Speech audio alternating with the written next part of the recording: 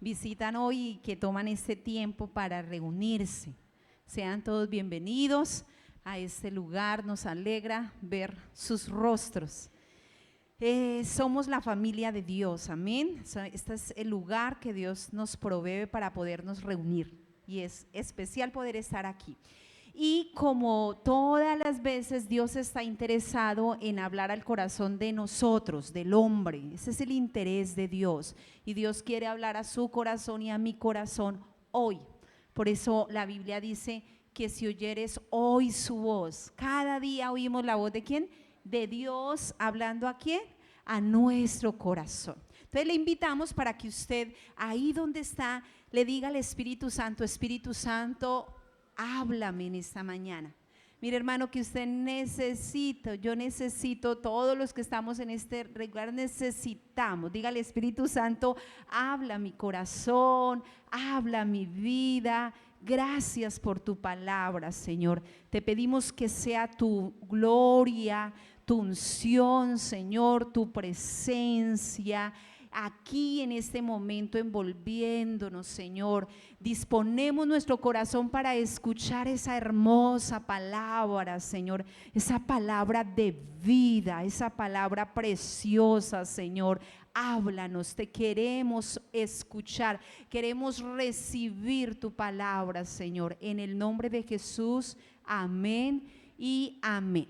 Les contaba a los hermanos del primer servicio. Dios está motivando, llevando a las personas a congregarse. Ya no cabemos, hermano.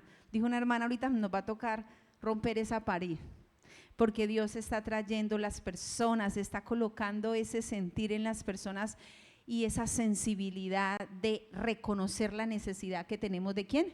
De Dios. Dios está interesado en que nosotros le conozcamos.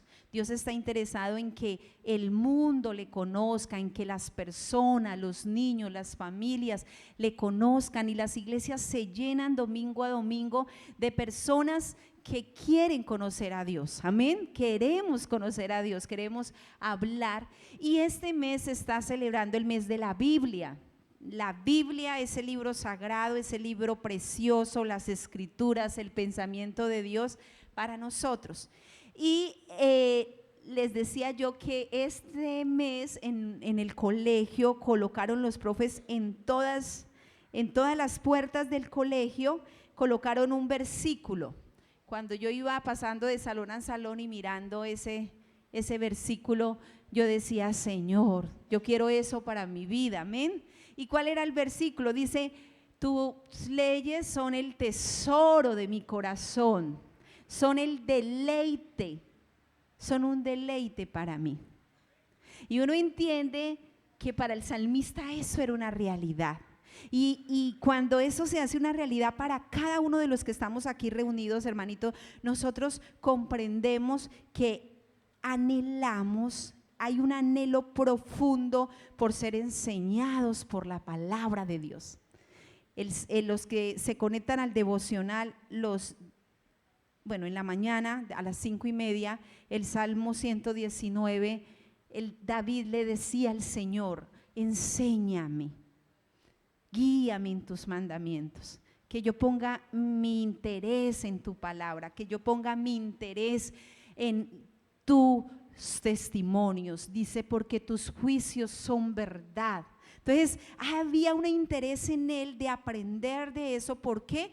Porque en su corazón su deleite era ¿cuál?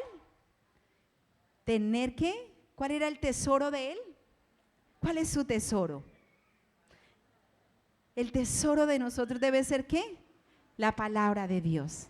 ¿Por qué es el verdadero tesoro? Porque es lo que permanece ¿para qué? Para siempre. Es allí donde ni la olilla ni el orín ¿qué? Corrompen, sino que permanece para siempre. Y vamos a ir a la palabra, van a estar muy atentos, hermanos, en esta hora la palabra. Vamos a ir al libro de Mateo, el libro de Mateo. Dice así, el libro de Mateo, versículo 38 al 42. Lo voy a leer en la Reina Valera. Algunos tendrán otras versiones, si pueden acompañarme mientras leemos este pasaje en esta versión. Dice así, estamos ahí todos, Mateo 12, 38. Mateo 12, 38. Mateo capítulo 12, San Mateo capítulo 12, versículo 38. Y dice así: entonces respondieron algunos de los escribas y de los fariseos diciendo: Maestro, deseamos ver de ti señal. Él respondió y les dijo: la generación mala y adúltera demanda señal, pero señal no le será dada, sino ¿quién? Sino la señal del profeta Jonás.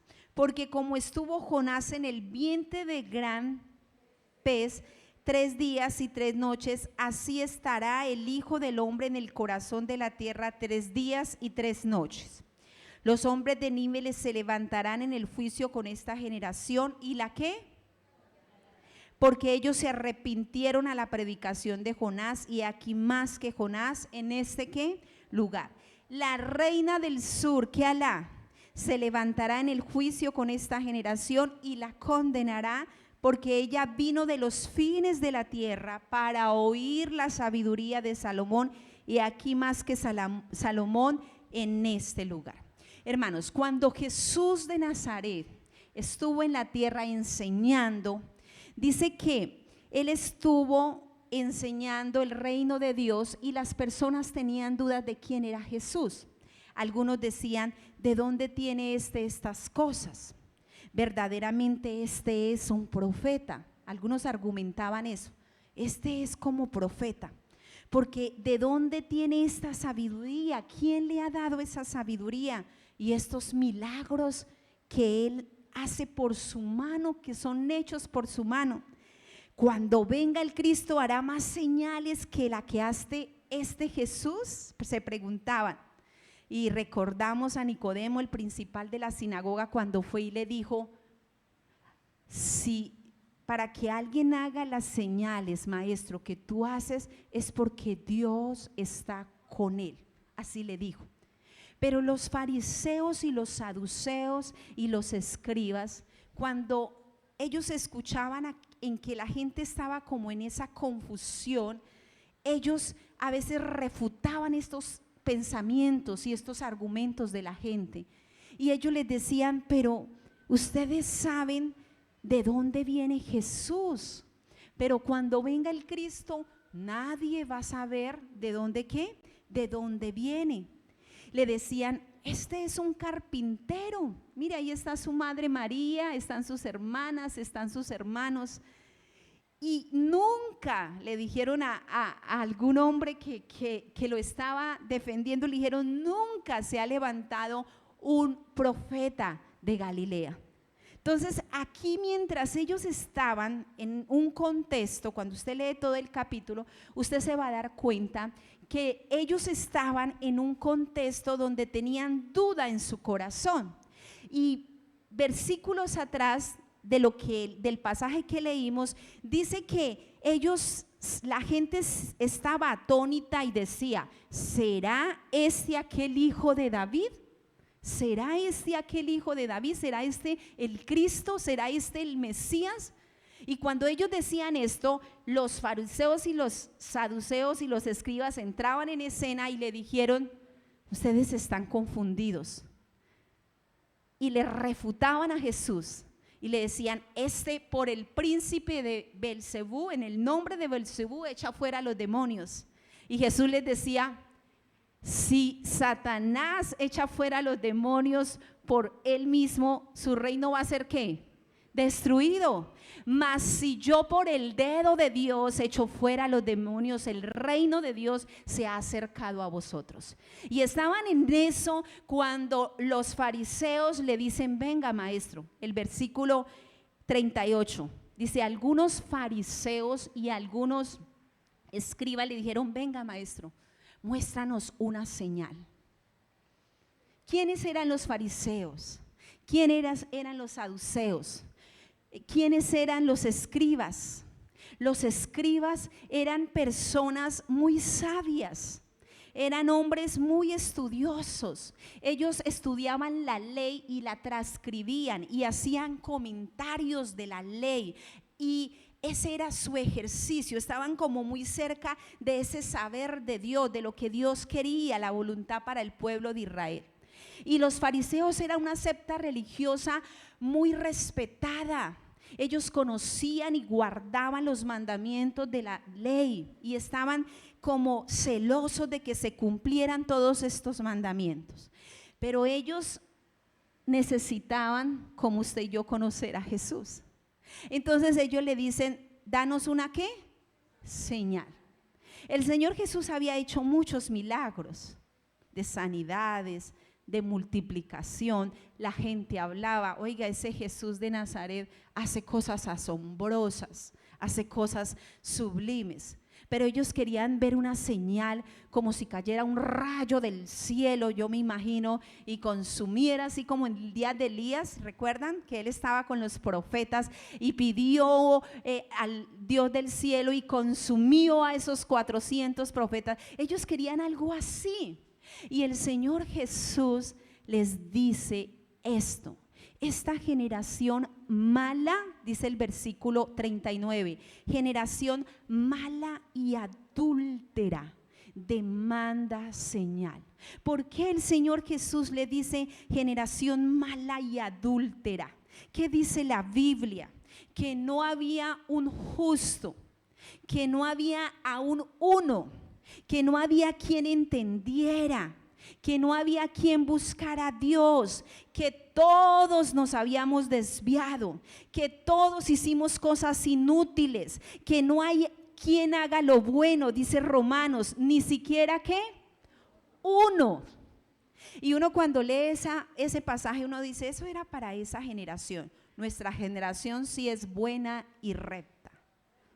No, hermano, esta señal era para todas las generaciones. Ahora, el Señor les dice y les responde en el versículo 39: la generación mala y adúltera demanda señal, pero señal no les será dada sino la señal del profeta Jonás.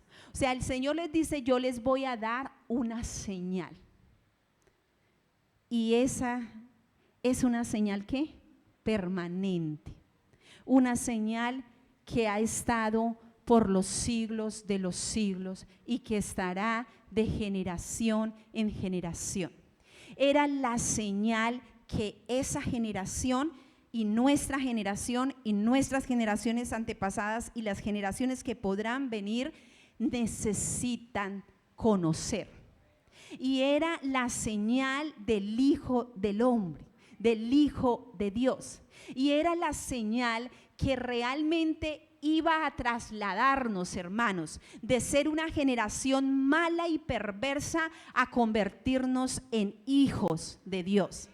Era la señal que nos iba a llevar a dar la oportunidad. Era la señal permanente que le iba a dar al hombre la oportunidad de pasar del reino de las tinieblas a la luz ¿qué? Admirable. Era la señal que nos iba a dejar de seguir siendo enemigos de Dios para ahora ser ¿qué? Amigos de Dios. Era la señal que nos iba a permitir, como dice Hebreos, dejando de estar lejos y ahora estamos ¿qué? Cercanos. Y por eso Él le dice: esta es la señal que yo les voy a entregar. Y es la señal que permanece. Es la señal a la cual usted y yo nos encontramos frente. Ahora, ¿por qué permanece? Porque la Biblia dice que Jesús les dijo: yo o el Padre no les ha dado el pan como se los dio Moisés. Dice: Moisés no les dio el verdadero pan. Recuerdan que cuando Moisés estuvo en la tierra, Dios lo usó como un hombre y él descendió maná del cielo y sació al pueblo de Israel. Y Jesús dice: mi Padre les envía el verdadero pan. Y dice: yo soy el pan de vida que descendió. Y dice: para dar vida al mundo. Esta señal es la que da vida al mundo, no solamente a nosotros que estamos aquí en estas 4 paredes donde vemos casi 150 personas. No, esta señal es la que da vida hasta los confines de la tierra. Es la esperanza de los confines de la tierra, la señal del Hijo del Hombre. Y ellos estaban como atónitos. Bueno, ¿de qué habla? Pero ellos después iban a tener la oportunidad de ver esa señal delante de ellos y podían tomar una decisión al estar frente a ese mensaje. Y él les dice, versículo 40, porque como estuvo, dice, yo les voy a dar la señal del profeta, ¿quién? Jonás. ¿Cuál era la señal del profeta Jonás? Dice, porque como estuvo Jonás en el vientre del ¿qué? ¿Cuántos días? Dice, así estará ¿quién? El Hijo del Hombre en el corazón de la tierra. ¿Por qué? Por 3 días y 3 noches. Todos aquí conocemos la historia, la mayoría, pero vamos a contextualizar un poco para recordar y para que los que no la conozcan puedan conocerla. La historia de Jonás, ¿cierto? Una historia que se nos enseña preciosa desde chiquiticos, a los que íbamos a la escuela dominical. Es como de las mejores historias, todas son hermosas, pero de las historias más conocidas, digámoslo así. Entonces, Jonás recibe un mensaje de Dios y le dice, ¿vas a ir a dónde? A Nínive, una ciudad grande en extremo, pero era una ciudad grande en extremo en ese contexto. Y le va a llevar un mensaje, y ese mensaje era que ellos, ¿qué? Se arrepintieran de su mal camino, porque si no, en 40 días Dios los iba a ¿qué? A destruir. Y ese mensaje él al comienzo no quiso oír, ¿cierto? Recuerdan que él se negó, fue y se escondió, pero nadie se puede esconder de la presencia de Dios, nadie. Entonces, cuando él está en ese proceso de reconocer ese llamado de Dios y de cumplir ese llamado de Dios, ¿qué pasa? Un gran pez, ¿qué? Se lo come, pero no muere. Recuerden, no era una ballena. Ay, usted pensaba que era una ballena. Yo también duré pensando tiempo que era una ballena, pero no era una ballena, era un gran ¿qué? Pez.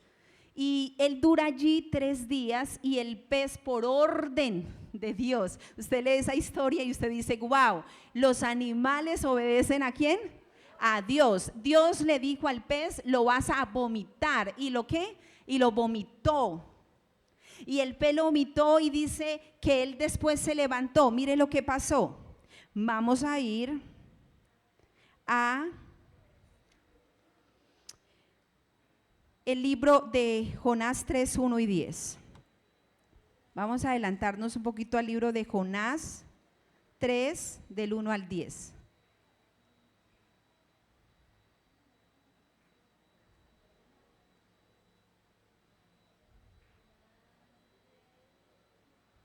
Jonás 3, ¿ya estamos ahí? Sí, a este lado sí, ya está, lo tenemos conectadito, listo. Entonces dice así, está en el Antiguo Testamento, en los profetas menores, antes de Mateo. ¿Cómo conocemos para buscar en la Biblia, hermanos? Leyendo la Biblia. Si usted no lee la Biblia, usted no va a conocer cómo busca en la Biblia. Hay que leer las Escrituras. Y Jonás dice así, versículo 1 del capítulo 3, ¿estamos ahí? Amén. Vino palabra de Jehová, ¿por cuál? Segunda. Dios es un Dios de oportunidades, hermano. Dios es un Dios que está interesado en que las personas se salven, vengan a Él, y Él habla todos los días a nuestro corazón. Y mire lo que dice, vino palabra de Jehová por segunda vez a Jonás diciendo, levántate, ve a Nínive, aquella gran ciudad, y proclama en ella el mensaje que yo te diré. Y se levantó Jonás y fue ¿dónde? A Nínive, conforme a la palabra de Jehová, y era Nínive ciudad grande en extremo de 3 días de camino. Y comenzó Jonás ¿qué? A entrar por la ciudad camino de un día, y predicaba diciendo, he aquí a 40 días ¿qué? Nínive será ¿qué? Destruida. Versículo 5, ¿qué dice? Y los hombres de Nínive, ¿qué pasó? Creyeron a Dios. ¿Qué hicieron ellos? Recuerda eso. ¿Qué hicieron los hombres de Nínive, creer a Dios, y proclamaron ayuno y se vistieron de cilicio desde el mayor hasta ¿qué? Hermano, el ayuno es para todas las edades. Algunos decían, no, es que yo ya soy muy viejito para ayunar, otros es que yo estoy muy chinito para ayunar. No, el ayuno es para todas las edades. Dice, y llegó la noticia ¿hasta dónde? ¿Hasta dónde? Hasta el rey de Nínive, y se levantó de su silla, se despojó ¿de qué? Eso es lo que quiere que el Señor, que nosotros hagamos frente al mensaje, frente a Jesucristo como nuestro Señor, que nos despojemos del peso, del pecado que nos asedia, y dice, y corramos con paciencia la carrera que tenemos por delante, que derramemos nuestro corazón delante ¿de quién? De Él.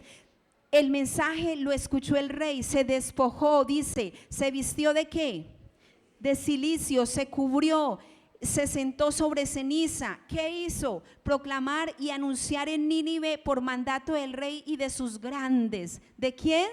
Del rey y de sus grandes. El evangelio es la esperanza para todos los linajes de la tierra, para todos los contextos sociales, para todos los estratos sociales. El evangelio no es solamente para una, o fue hecho el mensaje solo para un grupo, no, para el mundo, amén, porque de tal manera amó Dios ¿a quién? Al mundo, a las personas, a los que están allá. Ese es el amor, o sea, Jesucristo es la esperanza para el mundo. Entonces, ¿qué pasó? Dice, sino que los grandes y el rey le dijeron, hombres, animales, bueyes, ovejas. Aquí o a las malas ayunan o a las malas ayunan. Hasta las ovejas ayunaron. ¿Qué hicieron? Dice, no gusten cosa que alguna, no les dé alimento ni beban agua, sino cúbranse de cilicio, hombres y animales, y clamen a Dios. ¿Qué? Clamen a Dios fuertemente, conviértanse en cada uno de su mal camino, de la rapiña que hay en sus manos. ¿Quién sabe si se volverá y se arrepentirá Dios y se apartará del ardor de su ira y no perecemos? Pues Él se arrepintió del ardor de la ira para el que estaba, hermano, sujeto toda la creación. Porque dice la Biblia que estábamos sujetos con el temor, y en Jesús Él pudo dar esa esperanza para que el mundo hoy sea salvo. ¿Por quién? Por Jesucristo, amén. ¿Y qué pasó en el versículo 10? Y dice, y vio Dios. ¿Qué vio Dios? ¿Qué hicieron ellos? Versículo 5, creyeron a Dios. ¿Qué espera el Señor en este tiempo? ¿Qué está hablando el Señor a su corazón o a mi corazón, a usted joven, a usted mujer, a usted hombre? Que usted y yo le creamos, que usted y yo creamos en Dios, que no pongamos tantas excusas, que no pongamos tantas arandelas, que quitemos la soberbia y el orgullo de nuestro corazón y que podamos rendirnos al que nos puede dar la vida. Y esa vida es ¿quién? Jesús revelado a nosotros, amén. Dele ese aplauso al Señor, amén. Hermanos, y esta esperanza es para siempre. O sea, esa señal, ellos no entendían que era la señal que les convenía en su ignorancia. Y a veces nosotros, aún en esta generación, no entendemos que es la señal que usted y yo necesitamos conocer. Cambiamos el evangelio por una cerveza. Cambiamos el evangelio por una noche de placer. Cambiamos el evangelio por el mal genio, por la mentira. Cambiamos el evangelio por redes naturales, dice la Biblia. Pero cuando una persona puede conocer la gracia que viene, que produce en nosotros lo que Él alcanzó. Yo cada vez que leo el libro de Romanos, que lo estoy haciendo, yo me devuelvo y yo digo, Señor, aquí hay algo poderoso. Señor, ayúdame a entenderlo. Ayúdame a entender esto, porque es que aquí eres tú revelado, y lo que tú alcanzaste para nosotros como pueblo es la esperanza que nosotros tenemos. Tenemos, porque cuando yo leo en Romano que dice que si aún nosotros éramos enemigos de la cruz, éramos enemigos de Dios, dice Romano, pero aún usted siendo enemiga, dice, si siendo enemiga a través de su muerte, Él la reconcilió, dice, cuando ahora ya usted estando reconciliado por esa cruz, por esa obra de Jesucristo como nuestro Señor, usted va a ser salvo de la ira. Y yo le digo, gracias Señor, porque es que tú hiciste eso para salvar esta generación de la ira, hermanos. Y eso es lo que tenemos. ¿Y cuál es esa señal permanente que los discípulos dijeron? Nosotros somos testigos, y estuvieron dispuestos a anunciar. Vamos a ir a Hechos. Hechos, mire lo que dice Hechos capítulo 5. Esté muy atento. Hoy no nos vamos a demorar mucho porque tenemos una presentación también de los chiquis. Hechos 5. Hechos 5, versículo 30, 5:30. Resulta que los discípulos, Juan, Pedro, estaban frente al sumo sacerdote, frente a los saduceos, fariseos, las sectas religiosas de la época. Y Pablo les va a hablar de esta señal. Y Pablo les va a decir lo siguiente, Pedro les va a hablar de esta señal y Pedro les va a decir lo siguiente. Vamos a leer desde el versículo 30, dice, el Dios de nuestros padres levantó ¿a quién? Él les está diciendo, ya aquí Jesús había ¿qué? Muerto, pero había ¿qué? Usted tiene que entender el evangelio completo. Él fue crucificado, fue sepultado, pero también ¿qué? Resucitó, porque dijo Pablo, en vano sería mi predicación, en vano sería mi fe si Jesús de Nazaret no haya resucitado, pero Él resucitó al tercer día para darnos ¿qué? Vida. ¿Y quiénes resucitamos con Él? Todos los que hemos ¿qué? Usted no es un muerto espiritual, hermano. Usted es un muerto, usted no es muerto porque usted tiene vida ¿en qué? En Cristo, porque Cristo resucitó para darnos ¿qué? Vida. Vida, cuando la Biblia dice que somos aceptos en el amado, cuando la Biblia dice que Él nos presentó una iglesia delante, sin mancha, sin arruga, que se la presentó a sí mismo, es porque el sacrificio de Jesús en la cruz es suficiente para darle vida a todo aquel que en Él cree. Por eso es un evangelio que es absolutamente por gracia. Lo demás son frutos que se dan a través de lo que Él puede producir, ¿dónde? En nosotros. Entonces mire lo que dice, porque me emociono y después me demoro mucho y no le doy tiempo a los niños. Bueno, entonces versículo 30 dice, el Dios de nuestros padres levantó a Jesús, a quien vosotros ¿qué? No solo ellos, ustedes y yo lo matamos. ¿Por qué? Porque Él murió, no porque nosotros le hayamos quitado la vida, no, porque Él dice, yo la pongo por vosotros. O sea, Él la puso por nosotros y Él tomó el lugar suyo y el lugar mío, lo tomó. Entonces dice, a quien vosotros ¿qué? Matasteis colgándole en un madero. A este, mire lo que dice, Dios. ¿Qué hizo Dios con Jesús? Ha exaltado con su diestra por príncipe y salvador, para dar, ¿qué es lo que dio Jesús a Israel? ¿Qué le dio? Arrepentimiento y perdón de pecados, dice. Y nosotros, a mí me gusta como dice Pedro, con qué convicción. Aquí no eran cualquier cristiano que se considera, ay, es que es tan difícil seguir el evangelio, es que el evangelio es para los viejitos, es que el evangelio es para los valientes, para los que no les gusta. No, Pedro, y aquí dice, y nosotros somos ¿qué? Testigos suyos de estas cosas, y también el Espíritu Santo.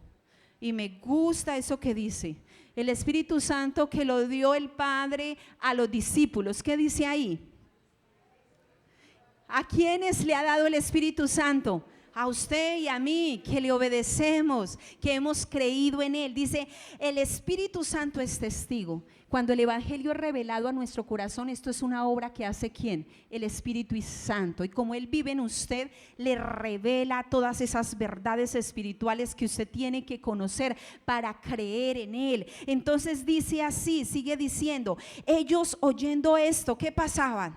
Se enfurecían esos religiosos, querían que matarlos, destruirlos, pero se levanta un hombre, y gracias por este hombre que aunque era uno de ellos, hizo una confesión maravillosa. Mire lo que dice. ¿Quién se levantó? Versículo 34. Entonces, levantándose en el concilio un fariseo. Recuerden, hermano, no que porque a veces decimos, uy, usted es un fariseo, estamos diciendo que es un hipócrita. No, eso no era lo que significaba en sí. Sí, el Señor les llamó a ellos hipócritas y todo eso, pero en sí los fariseos eran personas que iban todos los domingos a la iglesia. Eran personas que les eran personas que transcribían, se sabían de la ley. Eran personas que escuchaban sermones y que enseñaban a otros. Pero es diferente conocer a Jesús en nuestro corazón. Es diferente que usted tenga una experiencia personal con Jesús. La persona que tiene una experiencia personal con Jesús no le pone límites a Jesús, no le pone trancas, no le dice, Señor, es que estoy joven, es que estoy anciano, es que soy mujer, es que soy hombre, es que soy esposa, es que eso, cuando cumpla los 85 años me afirmo. No, la persona que conoce a Jesús en cualquier época de su vida se rinde, como dijo el salmista, siendo un joven, él dijo, he amado tus mandamientos. El salmista dice, he anhelado tus estatutos, temo delante de ti. Y mire lo que pasó, sigamos leyendo. Entonces Gamaliel, un doctor de la ley, un hombre que importante, venerado de todo el pueblo, hermano, ese predicaba mejor que usted y yo. Era un hombre venerado, respetado, doctor de la ley. Y él necesitaba conocer esta señal. Entonces él dijo, saquen afuera por un momento a los apóstoles, vengan, sáquenlos y arreglemos esto aquí entre familia, vamos a arreglar esto. Y los sacaron a los apóstoles. Y luego dijo, mire lo que dijo él, yo me alegro por esto, porque esto es la muestra de que es la gracia, la realidad. Hay personas que dudan de la existencia de la obra de Cristo. Hay personas que dudan si Jesús va a venir por segunda vez. Hay personas que ponen en tela de juicio la palabra de Dios y dicen, ¿será que eso es verdad? Y Jesús de Nazaret, cuando estuvo en la tierra, habló de Jonás. Ahorita lo vamos a seguir viendo. Habló de la reina de Sabá, que eso ¿dónde quedaba? ¿Cuándo pasó esas historias? Muchos años antes de ¿quién? De Jesús venir a la tierra. ¿Por qué Jesús conocía todo eso? Porque Él es desde antes de la creación de ¿qué? De todas las cosas. Él es por Él, para Él fueron creadas ¿qué? Todas las cosas. Entonces este hombre dice así, le dijo, varones israelitas, mirad por vosotros lo que vas a hacer respecto a estos hombres. Porque antes de estos días se levantó un Teudas. ¿Quién se levantó? Diciendo que era alguien, y a este se le unió un número de ¿cuántos seguidores tenía? 400 seguidores.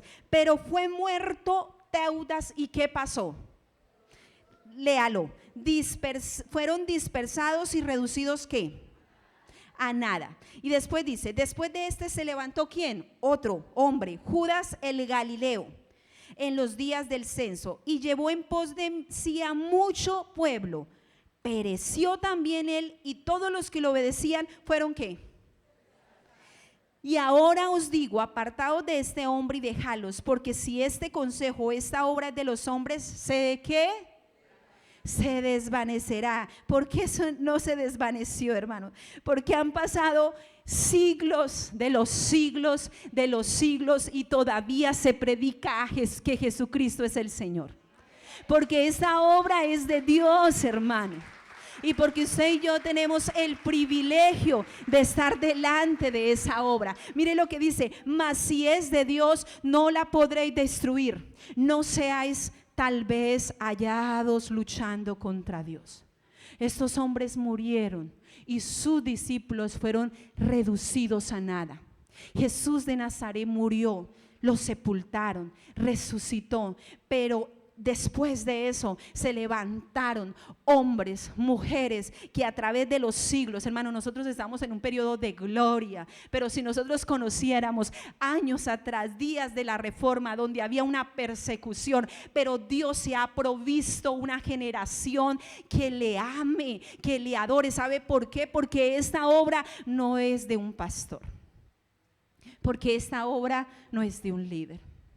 Esta obra no ha sido de los hombres, hermano. Y usted créalo, no créalo, no va a dejar de avanzar. La iglesia es la evidencia de que Cristo está trabajando. La iglesia es la evidencia de que el evangelio, que es una persona, que es Jesucristo, que es muerte, sepultura y resurrección para los que hemos creído, es la evidencia de que es una obra de Dios. Por eso Él dijo: yo soy el pan que Dios ha enviado para dar vida ¿a quién? A los hombres. Entonces, hermanos, frente a esto, ¿qué hacemos? Frente a esta señal, frente a tener el evangelio de frente, ¿qué hacemos? ¿Qué esperaba Jesús que esta generación hiciera? Que creyéramos. Entonces Él dice: se levantará. Mire, vamos a ir con los últimos 2 versículos y ya vamos terminando. Vamos a Mateo 12.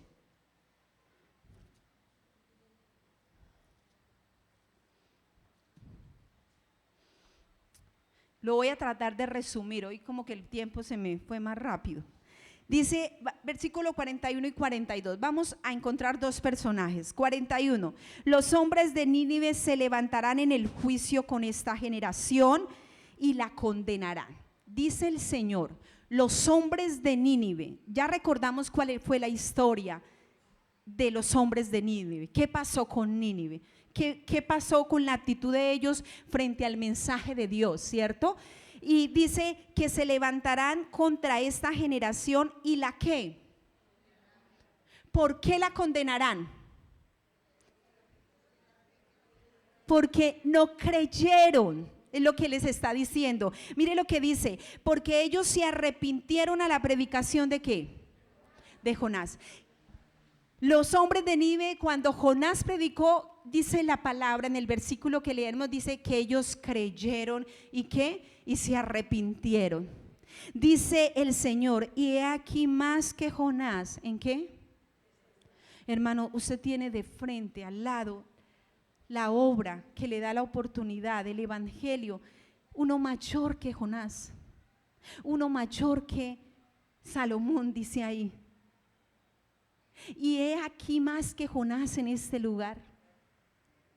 ¿Qué espera Dios de la humanidad? Porque todo aquel que en Él ¿qué? Crea. Hermanos, dé la mirada al Señor. Demos la mirada al Señor. No deje que nos lo cuenten en una iglesia. Hágase usted el propósito en su corazón: yo quiero eso para mí.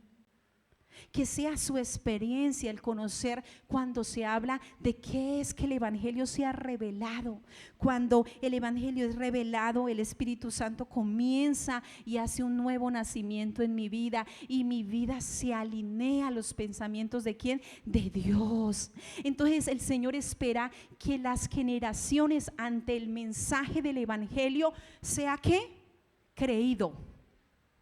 Y han pasado ¿cuántas generaciones? No sé, muchas, miles, porque una generación, ¿cuánto es? ¿Cuánto es? 100 años. ¿Cuántas generaciones han pasado? Y esas generaciones han tenido la oportunidad de creer o no creer. Y usted es su oportunidad, es nuestra oportunidad. Estamos en nuestra generación. Es la oportunidad, usted joven, usted caballero, usted dama, si usted cree ante ese mensaje, o si usted ¿qué? No decide creer. Porque los que han pasado por esas generaciones han tenido esas 2 oportunidades. Pero sabe, mire lo que dice el versículo 42: la reina del sur se levantará en el juicio con esta generación y la condenará, porque ella vino de los fines de la tierra para oír ¿qué? Se los voy a resumir. Resulta que la reina del sur, o la reina de Sabá, dice la palabra que ella quería conocer a Salomón. Salomón era el hijo del rey David y Dios le llenó de sabiduría. Y ella cruzó desiertos con un séquito, llevó bueyes, llevó presentes. Y ella quería ir a probar la sabiduría de Salomón. Y cuando llegó frente a Salomón, dice la palabra que ella quedó asombrada de ver la sabiduría, de ver las edificaciones que él hacía, de ver las habitaciones en las que se acostaban los sacerdotes que ministraban, de ver la comida que se preparaba. Todo era con excelencia. Entonces dice, estoy ¿qué? Asombrada. Pero ¿qué dice el Señor? Ella se va a levantar en el juicio. Habla de un qué, de un juicio con esta generación y la condenará, porque ella vino de las fines de la tierra. ¿Qué quiere decir eso? Eso quiere decir intencionalidad. Nosotros, después de que hemos creído en el Señor, se produce en nosotros un hambre y una sed de ¿qué? De justicia. Hay una intencionalidad en el corazón de querer ser más como Él, de ser su discípulo. Hay hambre y sed de ¿qué? De justicia. Y la reina vino, pasó desiertos a conocer a un hombre, y el Señor les dice, y ustedes hoy tienen delante de ustedes uno mayor que Salomón en este ¿qué? Lugar. Vamos a orar, hermanos. Yo le decía al Señor, mientras preparaba esto, yo le decía al Señor, yo no quiero ser esa generación que Jonás y la reina del sur se tenga que levantar contra mí por no haber creído a tu mensaje. Yo le decía, Señor, no quiero ser esa generación que desprecie tu palabra. No quiero ser esa generación que no venga, que no corra, así como esta reina corrió. No quiero ser esa generación. Póngase de pie, vamos a tomarnos 5 minuticos mientras los niños arriba se van organizando para su presentación. Vamos a tomarnos 5 minuticos, hermanos. Ahorita cantábamos una canción hermosa que decía, mi esperanza está en Jesús. Su esperanza no la ponga en ese viaje que usted va a hacer, hermano. Su esperanza no la ponga en esa empresa que usted tiene, en ese negocio, en ese doctorado, en los diplomas que están en su oficina o en su casa. Su esperanza no la ponga en su esposo ni en sus hijos. Su esperanza está en ¿qué? En Jesús. Vamos a escuchar esta canción y vamos a decirle al Señor que queremos que Él sea ¿qué? Nuestra esperanza. Vamos.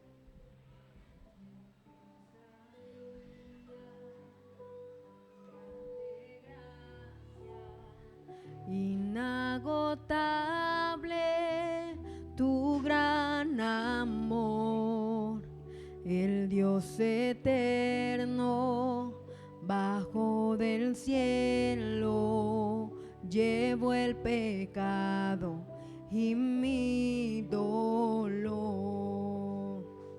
y por la cruz soy perdonado, me ha redimido el Salvador.